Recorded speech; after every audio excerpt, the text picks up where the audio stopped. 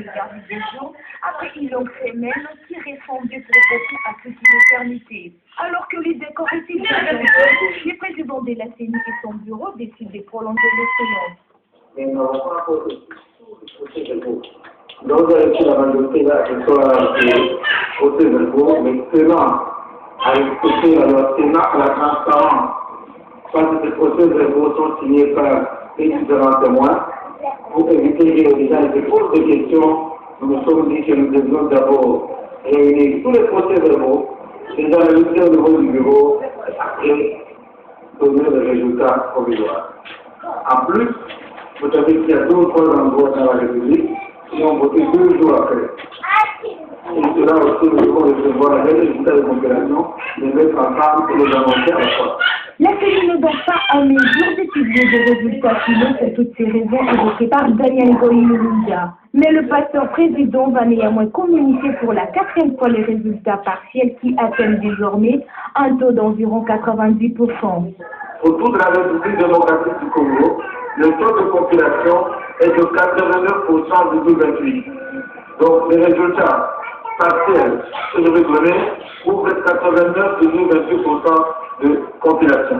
Quant à la publication des résultats globaux, la Commission électorale nationale indépendante s'est donné 48 heures supplémentaires. 2 jours de plus d'attente pour plus de transparence selon la CENI, mais des jours encore pour un suspense qui devient de plus en plus insoutenable.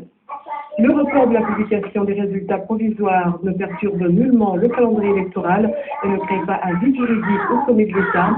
C'est ce qu'a déclaré ce mercredi le porte-parole du gouvernement, Honorable Ndeo Malanga, qui répondait aux préoccupations de la presse.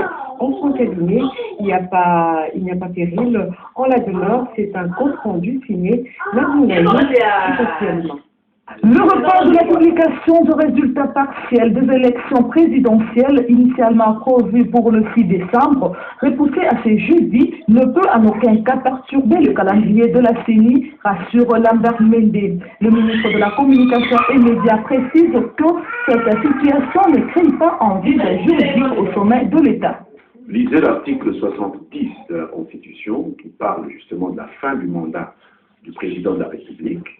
Il prévoit que si, à la date de cette fin de mandat, qui effectivement tombe le 6 décembre 2011 à minuit, le nouveau président n'était pas en fonction, le président en exercice reste en fonction. Et ce, jusqu'à l'installation du nouveau président. Nous n'allons pas inventer la roue. Le président en exercice, c'est-à-dire Joseph Kabila, même si c'était un autre qui allait être proclamé élu au 6 décembre, ce serait toujours Joseph Kabila qui serait aux affaires jusqu'aujourd'hui. Le porte-parole du gouvernement déplore les incidents attribués à certains Congolais vivant en Afrique du Sud, survenus mardi, et qui ont causé la mort de l'administratif de notre ambassade à Pretoria. Malheureusement, je dois confirmer cette triste nouvelle de la mort de notre compatriote Anaclé Lumingo, qui était agent administratif attaché à l'ambassade de la RDC à Pretoria, qui avait été molesté par des gens qui se présentaient comme combattants de l'UDPS, c'est comme ça qu'ils se sont présentés. Nous considérons ceci comme un million d'assassinats pour lequel la France doit être rendue, et par ceux qui l'ont perpétré, et par ceux qui en sont les auteurs intellectuels, qui envoient des jeunes gens aller s'attaquer à d'autres Congolais pour des raisons que nous ignorons, alors que le contentieux électoral est ouvert. Il a par ailleurs, au nom du gouvernement, salué l'implication de la CPI pour surveiller les éventuels auteurs de troubles et tous ceux qui seront tentés de pousser la population au dérapage pendant cette période électorale. L'UDPS, pour sa part, invite également ses militants à l'apaisement. Le parti des CNTP dit attendre que la CENI en fasse les résultats globaux de ce scrutin présidentiel. En attendant, l'Union pour la démocratie et le projet social projette en bloc les résultats publiés par le président de la CENI. Son secrétaire général Jacques Machabani l'a fait savoir au cours d'un point de presse ce mercredi à l'hôtel Cadel House, toujours Louis et Serge. L'Union pour la démocratie et le progrès social ne s'avoue pas vaincue malgré les résultats partiels annoncés par la CENI et qui place son leader Étienne Tshisekedi en mauvaise posture.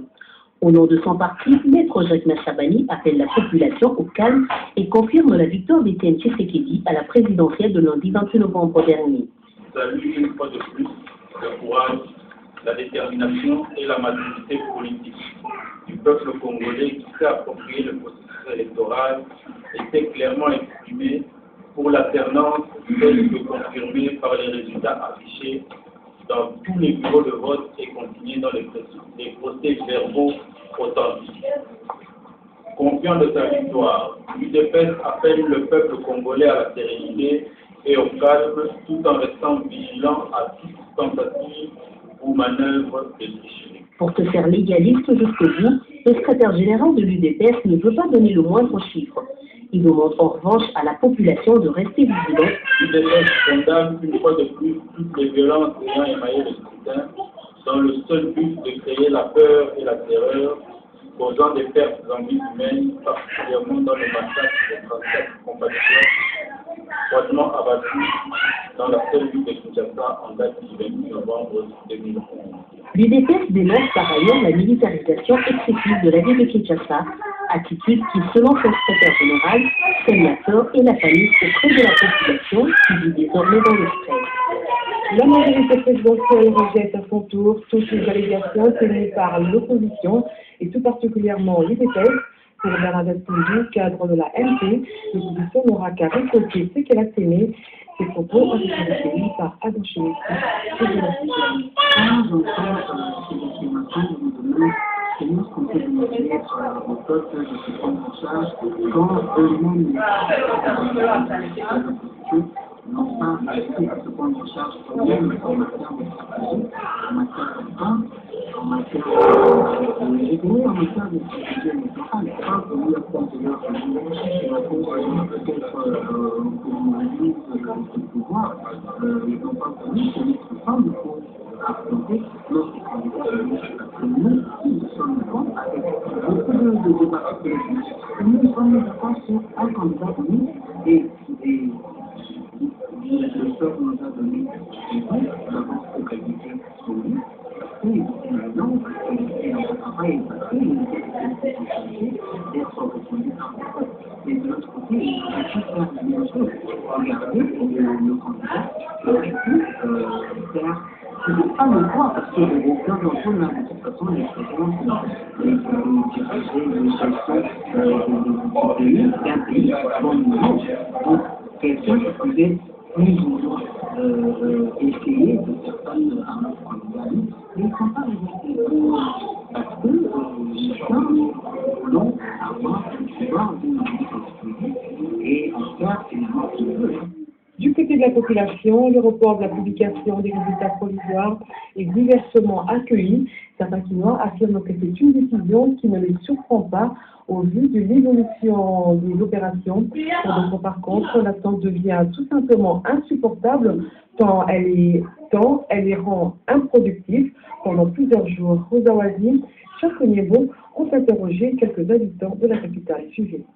À Kinshasa, la capitale, la population est restée sur sa force après le report de la publication des résultats provisoires par la CENI. Beaucoup parmi eux sont déçus et ne croient pas trop aux explications fournies par les bureaux de la Commission électorale nationale indépendante. A crié à gauche, à droite pour dire maintenant, les 6 décembre, il n'y aura que les résultats provisoires. Mais curieusement, à l'usage de cette attitude, on n'a pas eu de résultats provisoires. Déjà, cela sème le doute dans les mois intérieurs des gens. Et si c'est de mal si nous trouvons que les gens n'ont pas pu sortir, c'est parce que les gens sont déçus. Donc ça fait encore davantage de choses. Depuis 2 jours, les gens restent scotchés chez eux. Cette publication est attendue comme une sorte de libération. Certains autres, par contre, réactivisent. Ils préfèrent attendre encore un peu. Comme il avait donné la promesse, c'est bien, on va demander d'attendre, on va attendre. Ce sont les organisateurs qui ont un mot à dire. On attend, tout le monde attend, il faut être patient. Ce matin encore, la ville s'est réveillée très timidement. En dépit des appels lancés par le pouvoir public pour inviter les gens à vaquer librement à leurs occupations, la capitale congolaise est restée quasi déserte, surtout au centre des affaires ou encore dans le coin à forte affluence. Le 6 décembre 2011, voilà une date qui aura suscité une polémique, on va dire aujourd'hui même. Selon certaines interprétations, le président en exercice devrait déposer purement et simplement à partir de cette date.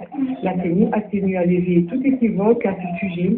Pour son vice-président, Jacques Joly, Joseph Kabila reste en fonction jusqu'à l'investiture du prochain chef d'État, Jacques Joly, défendu au pays par Rosa Wazi et